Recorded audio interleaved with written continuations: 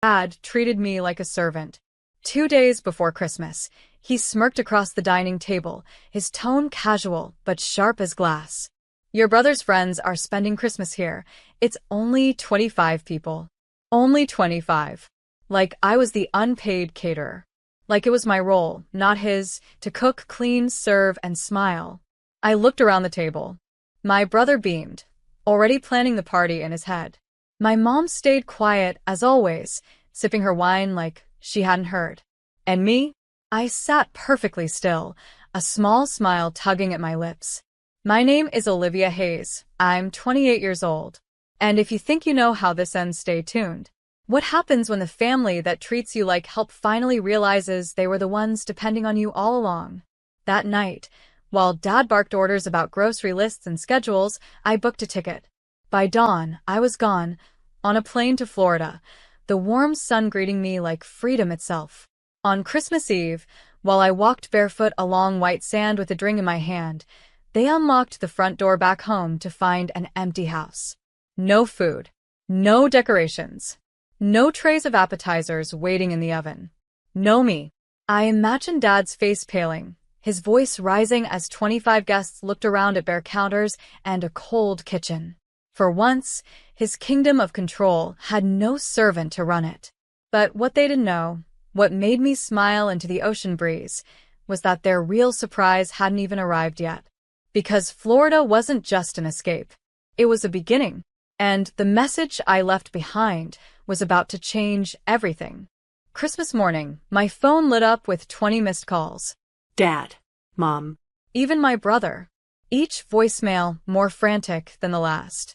The first was Dad's voice, sharp and furious. Olivia. Where are you? The guests are here. There's nothing ready. Do you think this is funny? The next, Mom, her tone trembling. Please, just come home. People are whispering. Your father is furious. Your brother is embarrassed. Embarrassed. That word almost made me laugh out loud as I lay by the pool, sipping an iced drink. For years, I'd been the one embarrassed, scrubbing dishes while they entertained, serving food I paid for with my own time, being introduced as the one who cooks instead of their daughter. Now the tables had turned, and I wasn't lifting a finger. By noon, the final voicemail came. Dad's voice was no longer just angry, it was panicked. You've ruined Christmas, Olivia. You've humiliated this family. When we get home, we'll deal with you. Deal with me? The arrogance in his words only made my smile wider. Because while they stumbled through a disastrous holiday with 25 hungry guests and no host, I had already put the second half of my plan into motion. From my hotel balcony, I opened my laptop and clicked send. The email went to every relative and family friend who would have been at that dinner.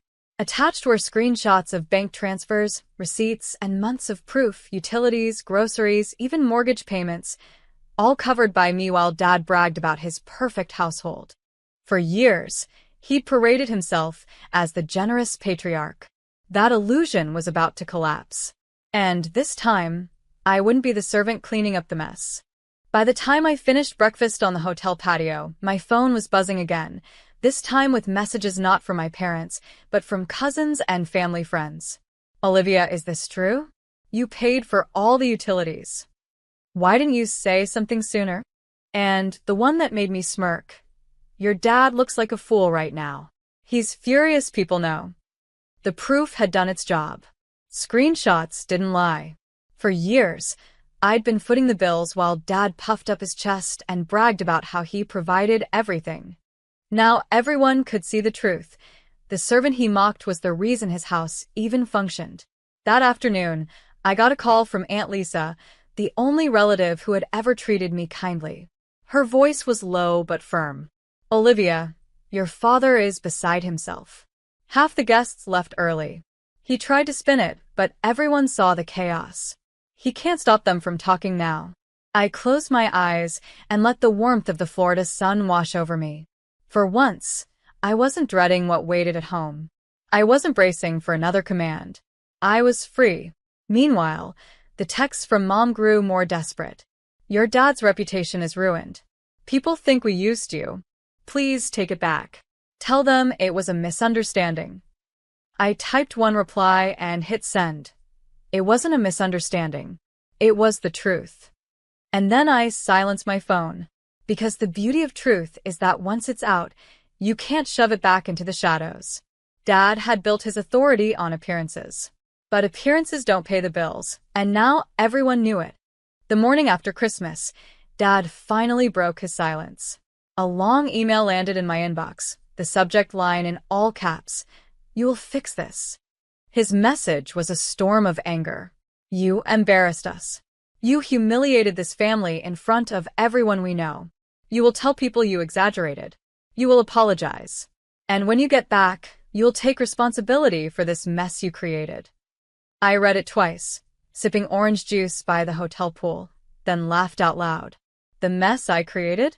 The only mess in his house was the one I'd stopped cleaning up. I drafted my reply slowly, deliberately. "Dad, for years I cooked, cleaned, and paid without thanks. You called me a servant. You let my brother sit like a guest while I worked myself sick. Now, people finally see the truth.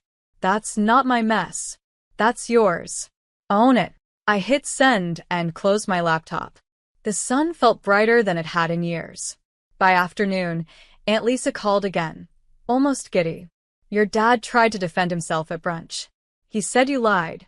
But when people asked why there was no food or decorations on Christmas if you weren't the one doing it all, he had no answer.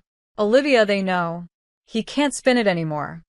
I smiled, imagining Dad's red face, his voice rising, the silence of people who no longer believed him. For years, I had been the one with no voice, no power. Now, the silence around him was his undoing. He wanted a servant. What he got was the one person who knew exactly how to make his kingdom collapse, without lifting a finger. By New Year's, the cracks in Dad's reputation had widened into full collapse. Neighbors who once lined up for his barbecues now avoided his driveway. The men he boasted to at work stopped inviting him to poker nights. Even my brother, his golden boy, wasn't spared. People laughed at him for bragging about a Christmas party that had ended in takeout pizza and awkward silence. And all of it happened without me lifting another finger. One evening, I got a call from Grandma. Her voice was steady, but I could hear the disappointment woven through it. "Olivia, I always suspected. You were the one keeping that house afloat, weren't you?" "Yes," I admitted softly. She sighed. "He's angry because the truth cuts deeper than lies ever could. But I'm proud of you for standing up." Her words settled into me like a balm. For the first time, I felt seen. Meanwhile, Mom kept calling, shifting between fury and pleading. One text read, "You've punished us enough. Please, just help us fix this before it's too late." But that was the part she couldn't grasp. I wasn't punishing them. I had simply stopped carrying them. The weight they felt now was the weight they'd piled on my back for years.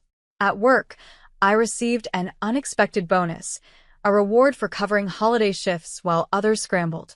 I used it to extend my Florida trip another week. Every day, as I walked the beach or sipped coffee on the balcony, I thought about how Dad had expected me to scrub pans for 25 people. Instead, I was here free. The truth was out, their power was gone. And for once, I wasn't the one cleaning up. By mid-January, poetic justice was unfolding right in front of them. Dad had always lived for appearances, Sunday dinners with neighbors, big holiday spreads, photos of his perfect family plastered across social media. But now, their house was dark. No guests. No laughter. The neighbors whispered about the collapse, their pity sharper than any insult. One cousin messaged me privately. "Your dad tried to host poker night again." Barely anyone showed up. He sat at the table with empty chairs. I pictured it. My father, once the king of the room, now just an old man staring at silence. Mom's messages shifted from demands to desperation. "We can't get the bills straightened. The cards keep declining. People are asking questions we can't answer. Please, Olivia, just come home and help us." but there was no home to return to. Not anymore. I spent those weeks in Florida meeting people who treated me as an equal. Friends who laughed with me, not at me. Strangers who didn't expect me to serve them just because I was there. And as the days passed, I realized something powerful. I wasn't just free from their house. I was free from their definition of me. One night, sitting by the ocean, I opened my phone and typed a single post. Sometimes you have to stop carrying people to let them learn how to walk on their own. I didn't tag anyone. I didn't have to. Within hours, the comments rolled in. Support. Understanding. People who had lived the same story. Meanwhile, at home, Dad's empire of control was crumbling. Not because I fought him, but because I finally stepped away. The confrontation came sooner than I expected. One Saturday morning, I unlocked my apartment door to find Dad standing in the hallway. His face looked older, his shoulders slumped, but his eyes still burned with that same controlling fire. "Olivia," he said, voice tight. We need to talk. Now. I crossed my arms, leaning against the doorframe. "Funny, last time we talked, you ordered me to serve 25 strangers like it was my duty. What's different now?" His jaw clenched. "You made us look weak. People don't respect me anymore. Your cousins, my friends, they whisper. You destroyed my reputation." I let his words hang for a moment before answering. No, Dad. "You destroyed it. I just stopped hiding the truth. You built your pride on my silence, and when I stopped being silent, your empire collapsed." He stepped closer, lowering his voice. "You think you're better than us now? With your little apartment and your trips to Florida? You'll regret turning your back on family." I met his glare with calm, steady eyes. "I don't regret it. Not for a second. For once, I'm living my life without being your servant. That's not betrayal, Dad.